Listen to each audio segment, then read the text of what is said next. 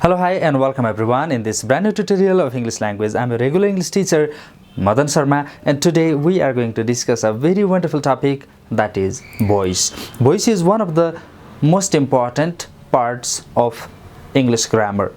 Okay, Nepali व्याकरणमा पनि त्यतिकै useful हुन्छ and it is also useful in English grammar. Okay, र हामीले यो थाहा पाएका छैनौं, but when we speak, okay, we have been using voice a lot. Okay, हामीले voice लाई एकदमै धेरै प्रयोग गरिरहेका हुन्छौं unknowingly, isn't it? Okay, so today let's understand what is voice and in which different sectors we can use voice. Okay, हामीले कस्तो कस्तो ठाउँमा युज गर्न मिल्छ and how to use also. Okay, आजको हाम्रो भिडियोमा हामीले voice बारे सम्पूर्ण जानकारी लिने छौं. Okay, so तपाई हाम्रो च्यानलमा नयाँ आउँदै हुनुहुन्छ अथवा तपाई हाम्रो च्यानलमा पहिलो चोटी आउनु भएको छ भने please don't forget to subscribe our channel, and if this video is useful, okay, यदि भिडियो तपाईका लागि युजफुल छ भने अरूका लागि पनि युजफुल हुन सक्छ. Don't forget to share it among your friends. Okay, so without any delay, let's learn about voice. Okay, आजको भिडियोमा म तपाईहरुलाई रुल्स र एक्जाम्पल्सहरु सबै देखाउने छु. Okay, so without any delay, let's see here. Okay, यहाँ हेर्नुस् त एकचोटी हामीले voice लाई दुई तरिकाले पढ्नु पर्छ. One is active voice and the next one is passive voice. दुई तरिकाले हामीले voice लाई पढ्छौं, active and passive. Okay, then what is active voice and what is passive voice? एकचोटी हेर्नुस् त यहाँ स्लाइडमा हेर्नुस्. Okay, so active voice means, okay, हेर्नुस् त यहाँ, okay, the sentence that has a subject that acts upon its verb.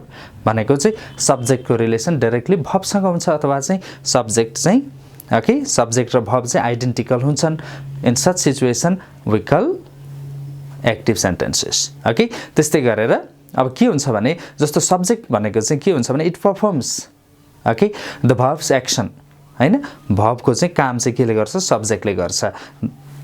That is active sentence. Okay, र के हुन्छ भने the active sentences do have very strong, direct and clear tone. Okay, that's all about active voice. अथवा हामीले जति पनि tense पढ्छौं, तपाईले मेरो यो YouTube च्यानलमा टेन्स को भिडियोहरु जति पनि हेर्नु भएको छ, they all are in active voice. Okay, टेन्सहरु सबै active voice मा छन्. Then what is passive voice? Passive voice के हो त? Okay, passive voice भनेको चाहिँ के हो भने subject becomes the recipient of verb's action. Okay, अथवा चाहिँ सब्जेक्टलाई चाहिँ pacify गरिएको हुन्छ passive voice मा. Okay, भनेको चाहिँ के हुन्छ भने subject is acted by verb. Okay, हेर्नुस् त, subject is acted by verb. Okay, सब्जेक्टलाई चाहिँ verb ले act गरिरहेको हुन्छ. That is called passive voice. कुरा बुझ्नुभयो कि बुझ्नु भएन? Okay, र के हुन्छ भने जस्तो यसमा चाहिँ हामीले past participle form को चाहिँ verb, that is verb 3. Okay, हामीले verb 3 को प्रयोग गरेर we make passive voice. कुरा बुझ्नुभयो? Okay, after that त्यसो भए active voice पनि हुँदो रहेछ, passive voice पनि हुँदो रहेछ.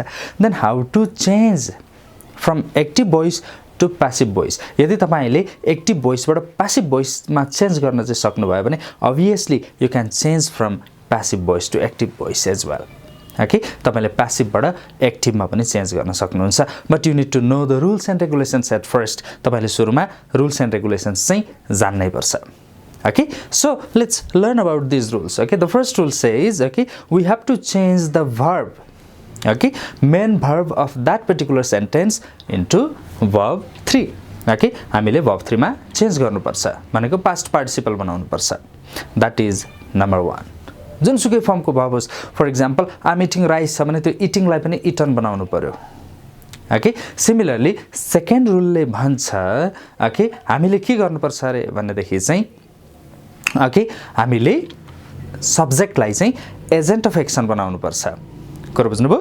हामीले अघि भनेको छ जहाँ चाहिँ सब्जेक्ट चाहिँ pacified गरिन्छ त्यसैलाई भनिन्छ passive voice, isn't it? So subject चाहिँ कहाँ जान्छ रे, एजेन्ट अफ एक्सन भएर it goes towards the end, है, र object comes into the front. हामीले एक्सचेन्ज गर्नुपर्छ. Okay, सब्जेक्ट अब्जेक्ट भएको ठाउँमा जान्छ र अब्जेक्ट सब्जेक्ट भएको ठाउँमा जान्छ, र सब्जेक्ट चाहिँ while going to the place of object it changes like this. हेर्नुस् त, okay, I छ भने me हुन्छ, we, us, you, no change, you itself, they into them, Okay, he into him, she into her, it into it itself, and if there is name, no change, we don't change. Okay, हामीले त्यसरी सब्जेक्टलाई agent of एक्सनमा जाँदाखेरि change गर्ने technique. Okay, after that the next rule is we have to use by, by before agent of action. Okay, जो चाहिँ आइडेन्टिफिएबल छ अथवा जस्तो चाहिँ Ram Shyam Hari Gita I we you they छ भनेदेखि चाहिँ we have to use. Okay, त्यस्तो छ भने हामीले चाहिँ एजेन्ट अफ एक्सन लेख्नुपर्छ र एजेन्ट अफ एक्सन भन्दा अगाडि बाईको युज गर्ने. Clear? Okay, after that there is the next rule. हेर्नुहोस् त त्यहाँनिर there are some letters written in red colour. Okay, रातो कलरमा लेखिएका लेटर्सहरू एकचोटि हेर्नुहोस् त. ओके, के भनेको छ भने there are certain subjects, for example somebody, someone, no one, nobody, everyone, everybody, people, public, etc. हैन, यिनीहरू छन् भने तपाईले you don't need to write by plus agent of action. त्यो by plus agent of action लेखिराख्न जरुरी छैन. Okay, यहाँ हेर्नुस् त मैले रातो लगाएको छ. Isn't it? Okay, so the next rule says we have to use the auxiliary verb not according to the subject. Okay, subject ले के auxiliary verb लिएको थियो हामीले passive voice मा जाँदाखेरि we don't need to count it. Okay, हामीले त्यसलाई हेरिराख्नु जरुरी नै छैन. We don't need to work on it.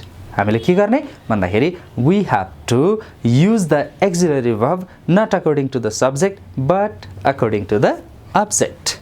Okay, हामीले object को रूपमा अब्जेक्टले जुन एक्जिलरी भर्ब लिन्छ त्यही एक्जिलरी भर्ब लिन्छौँ. सिंगुलर सब्जेक्टसँग प्लुरल अब्जेक्ट भएको सेन्टेन्स पनि हुन सक्छ. In that condition you have to use the auxiliary verb required for plural object.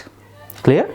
Okay, ल त्यसपछि okay there are certain cases or let's say there are certain conditions, okay, in which we don't change the voice. अथवा चाहिँ हामीले त्यो conditional सेन्टेन्सेसहरुलाई चाहिँ हामीले we cannot change from active to passive. हामीले एक्टिभबाट passive सेन्टेन्समा convert गर्न सक्दैनौं. You can see some cases here. Okay, there are certain universal truths, हैन, ध्रुव सत्य कुराहरु which cannot be made passive. For example, the sun rises in the east. सूर्य पूर्वबाट उदाउँछ. Okay, यस्तो सेन्टेन्सेसहरुलाई हामीले passive बनाउँदैनौं. Okay, similar to that progressive भर्बहरु भएको. Okay, for example go, run, jump, etc. त्यस्तो खालको चाहिँ एउटा progressive verb छ भने also we don't change it into passive. Okay, similar to that we don't change present perfect continuous tense into passive. हामीले present perfect continuous tense लाई पनि passive बनाउँदैनौं. Okay, similar to that past perfect continuous tense लाई पनि हामीले passive बनाउँदैनौं. र त्यस्तै गरेर we don't make passive of future continuous and future perfect continuous as well. हामीले future perfect tense र future perfect continuous tense लाई पनि passive बनाउँदैनौं.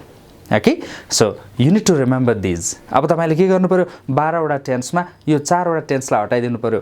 present perfect continuous, past perfect continuous, future continuous and future perfect continuous. यति गरिसकेपछि अब तपाईसँग बाँकी भयो कतिवटा टेन्स 8 वटा. अब हामीले तिनै 8 वटा सेन्टेन्सेसहरुलाई हाउ टु मेक प्यासिभ भनेर सिक्छौं. ओके, ल हेर्नुस् त यहाँ. Okay, there are certain formulas to convert from active sentence to passive sentence. यहाँ एकचोटि हेर्नुस् त यो स्लाइडमा. ओके, simple present tense. So what is the formula? Subject plus verb 1 verb 5 plus object. Okay, र अघि हामीले अब रुल के पढेको थियो त्यहाँ सम्झ्यौं है. फर एक्जाम्पल हामीले अघि के भनेको थियो सब्जेक्ट र अब्जेक्ट इन्टरचेन्ज हुन्छन्. हेर्नुस् त अब यतापट्टि प्यासिभको स्ट्रक्चरमा हेर्नुस् अब्जेक्ट सुरुमा आयो हो, त्यसपछि एक्जिलरी भर्ब युज गर्छौं is M R. Okay, plus हामीले सबै भर्बलाई केमा कन्भर्ट गर्छौं भनेको छ v3 मा कन्भर्ट गर्ने. त्यसपछि by plus agent of action लेख्ने भनेर हामीले अगाडि नियममा पढेको छ. Isn't it? So now see here example हेर्नुस् त एकचोटि. राम कट्स ग्रास हो, राम कट्स ग्रास. ओके, अब यतापट्टि प्यासिभमा हेर्नुस् ग्रास अगाडि आयो कि आएन? एक्सचेन्ज गरियो. ओके, एक्सचेन्ज गरियो र ग्रास भनेको अनकाउन्टेबल नाउन हुन्छ. सो दैट अनकाउन्टेबल नाउनले के लिन्छ? सिंगुलर भर्ब दैट इज हो, इज लिन्छ. त्यसले गर्दाखेरि ग्रास इज. अब कटको भर्ब 3 कट नै हुन्छ. So that cut. ओके, त्यसपछि बाई. अब अघि हामीले के पढेको थियो भने if the subject is proper noun, we don't change. Okay, the grass अथवा चाहिँ grass is cut by Ram. Okay, similar to that अर्को example हेर्नुस् अब present continuous tense को formula हेर्नुस् त subject plus is mr plus verb plus object छ, isn't it? subject is mr verb plus object छ. अब त्यसपछि while making passive of it हेर्नुस् त अब object सुरुमा आयो, is mr आयो, after that being plus verb 3 plus by plus agent of action हैन. अब example हेर्नुस् Ram is cutting grass. अब while converting into passive के भयो भन्दाखेरि grass is being cut by Ram हो, grass is being cut by Ram. Okay, अब यदि they are cutting grass भएको थियो भने के हुन्थ्यो, grass is being cut by them हैन. they छ भने them हुन्थ्यो, we थियो भने के हुन्थ्यो, us हुन्थ्यो, grass is being cut by us, isn't it? Okay, त्यो कुरालाई remember गर्नुस्. similar to that third sentence हेर्नुस् present perfect tense को structure के छ, subject plus has a plus verb 3 plus object, isn't it? अब passive बनाउँदा के गर्नुभयो, object plus has a plus been plus verb 3 plus by plus agent of action गर्नुभयो. Ram has cut the grass, the grass has been cut by Ram. यसरी हामीले present tense का चाहिँ sentencesहरूलाई easily we can convert into passive sentence. Okay, now let's go to past tense. अब past tense हेर्नुस् एकचोटि.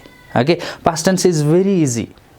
Okay, is mr into was were, have as into had. यति मात्रै सम्झिनु भयो भने अब प्रेजेन्ट टेन्स को चाहिँ एक्टिभ पासिभ को स्ट्रक्चरलाई उतापट्टि चाहिँ आएर पास्ट टेन्स मा पासिभ बनाउन एकदमै सजिलो छ. is mr converts into was were and have as converts into had. ल हेर्नुस् एकचोटि. Okay, सिम्पल पास्ट टेन्स को सब्जेक्ट b2 प्लस अब्जेक्ट हो. Ram cut grass, cut को cut नै हुन्छ b2, isn't it? त्यस्तै गरेर object was cut by Ram. Okay, how easy, isn't it? हो. त्यस्तै गरेर अर्को हेर्नुस् continuous मा Ram was cutting grass हैन, Ram was cutting grass. अब के भयो भन्दाखेरि grass was being cut by Ram हैन, passive sentence बनिहाल्यो. अब यदि यसैको ठाउँमा चाहिँ Ram was अथवा चाहिँ Ram was collecting okay stones भनेको थियो भने के हुन्थ्यो, stones were हुन्थ्यो, किनभने stones is a plural हैन, stones were being collected by Ram हुन्थ्यो. okay, plural छ भने देखि चाहिँ हामीले object यदि plural छ भने auxiliary verb plural लगाउने. मैले अघि example मा भनिसकेको छ, isn't it? clear? okay, after that अर्को हेर्नुस् त past perfect tense. Ram had cut grass हो, Ram had cut grass छ भने अब के भयो भन्नुस् त, अब grass had been cut by Ram. okay, grass had been cut by Ram. okay, now let's go to future tense. okay, अब future tense मा हामीले दुईवटा मात्र passive बनाउन मिल्दैन भनेको छ. they are future continuous tense and future perfect continuous tense. अघि हामीले लेखिसकेको छ, we don't change those sentences into passive भनेर, isn't it? so अब हामीसँग बाँकी रह्यो दुईवटा. okay, ल हेर्नुस् त के रहेछ, simple future and future perfect, isn't it? simple future र future perfect मात्रै हामीले passive बनाउन बाँकी छ, isn't it? so that now let's see. okay, subject plus will shall plus verb 1 plus object, simple future को structure, isn't it? अब auxiliary यता passive voice मा once look at here. okay, object plus will shall plus be plus verb 3 plus by plus agent. Ram will cut grass, grass will be cut by Ram. okay, grass will be cut by Ram. okay, similar to that अर्को हेर्नुस् त अब future perfect tense को structure subject plus will shall plus have plus verb 3 plus object हैन. त्यसपछि अब यसको चाहिँ passive हेर्नुस्, object plus will shall plus have plus been plus verb 3 plus by plus agent. Ram will have cut the grass will have been cut by Ram.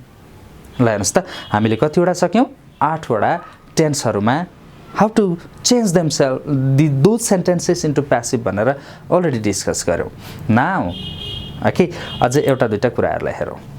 okay, there are certain sentences which start with verbs or they give certain command. Sometimes they request, okay, requestive sentences are there, command sentence, order sentences are there. They are known as imperative sentences. okay, order, command अथवा request गर्ने sentence which begin with verbs. त्यसलाई के भनिन्छ imperative sentence भनिन्छ then how to make imperative sentence passive okay हामीले कसरी passive बनाउने त इम्पेरेटिभ सेन्टेन्सेसलाई हेर्नुस् त सिधै इम्पेरेटिभ सेन्टेन्स भनेको अब्जेक्ट प्लस भर्बले मात्रै बनेको हुन्छ basically okay for example close the door हैन अथवा चाहिँ क्लोज द गेट हेर्नुस् त एक्जाम्पलमा तपाईले that is imperative sentence order दिएको छ इजन्ट इट हो त्यस्तै गरेर अब त्यसलाई प्यासिभ बनाउनु पर्यो भने let plus object plus be plus verb 3 okay हेर्नुस् त अब let the gate be closed finished okay catch the thief let the thief be caught okay drive my car let the car be driven okay by you लेखिराख्नु पर्दैन यसमा है because it is ordered to you isn't it okay त्यस्तै गरेर if the sentence is requesting something to you okay for example हेर्नुस् त यहाँ please bring me a glass of water okay please bring me a glass of water this is request please भन्यो भने कसैले आदेश दिदैन isn't it okay so हेर्नुस् त यहाँ please bring me a glass of water भनेको छ भने के गर्नु पर्यो तपाईले भन्दाखेरि you are requested to भन्ने okay you are requested to भन्नुस् after that verb 1 plus object okay you are requested to bring a glass of water okay you are requested to bring a glass of water भनेपछि तपाईले imperative सेन्टेन्सेसहरुको पनि you can easily make passive sentences okay तपाईले सजिलै passive sentence बनाउन सक्नुहुन्छ okay so passive voice is not completed yet okay अहिले सम्म सकिएको छैन there are certain things to be discussed video धेरै लामो हुन्छ so that I have sum up here okay मैले यही रोके there are still many ways to change the sentences from active voice to passive voice okay active बाट passive change गर्ने अरु तरिकाहरु छन् अब next video मा I will be discussing about how to change negative sentences into passive है र त्यसपछाडीको अर्को भिडियोमा I will be talking about how to change imperative sentences into passive अथवा sorry interrogative sentences into passive okay interrogative sentences हरुलाई कसरी passive बनाउने भनेर पनि म सिकाउँछु and after that I will be discussing about how to change the WH questions into passive voice okay WH questions हरुलाई पनि हामीले कसरी passive बनाउने भन्ने बारेमा पनि भिडियोहरु they will be coming voice is very long chapter okay voice लामो छ भिडियो पनि लामो भयो isn't it so thank you very much for today video कस्तो लाग्यो यदि भिडियो राम्रो लाग्यो भने don't forget to share the video among your friends okay जसले हामीलाई अझ राम्रो भिडियो बनाउन हौसला प्रदान गर्छ र अफ कोर्स पोजिटिभ फिडब्याक दिन नभुल्नु होला okay so this much for today see you in our upcoming video till then have a nice time bye by